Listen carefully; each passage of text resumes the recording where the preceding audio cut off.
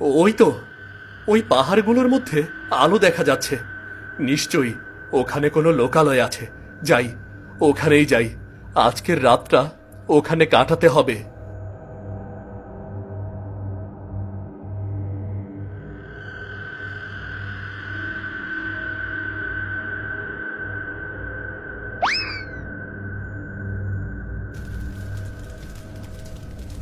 এ কি?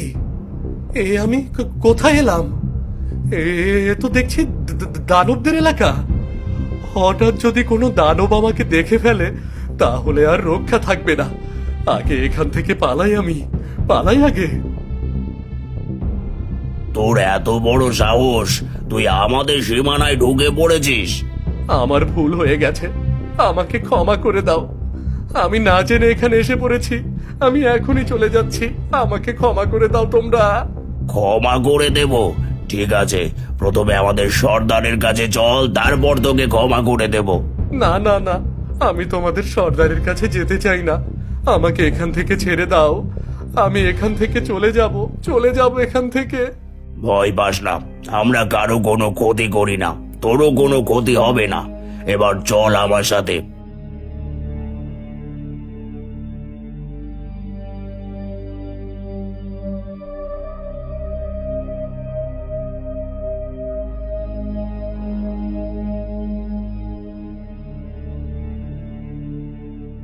সর্দার, এই মানব ভুল করে আমাদের সীমানায় প্রবেশ করেছে। এখন কি করব? আমার ভুল হয়ে গেছে। আমি অনেক দূর থেকে আলো দেখে আশ্রয় নেওয়ার জন্য এখানে এসেছিলাম। আমি জানতাম না এটা আপনাদের এলাকা। আমাকে যেতে দিন।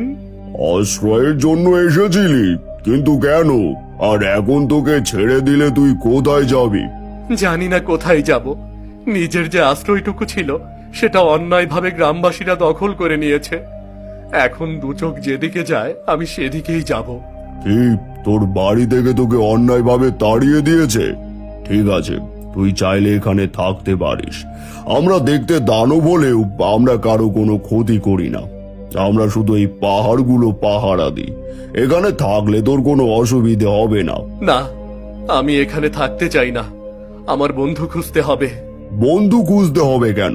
বন্ধু দিয়ে কি করবি? আমার আপন বলতে কেউ নেই বলে গ্রামবাসীরা আমাকে তাড়িয়ে দিয়েছে।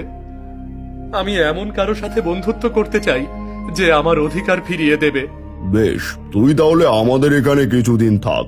তোকে যদি আমাদের ভালো লাগে তাহলে আমরাই তোর বন্ধু হয়ে যাব আর তোর ন্যায্য অধিকার ফিরিয়ে দেব। সত্যি? সত্যি?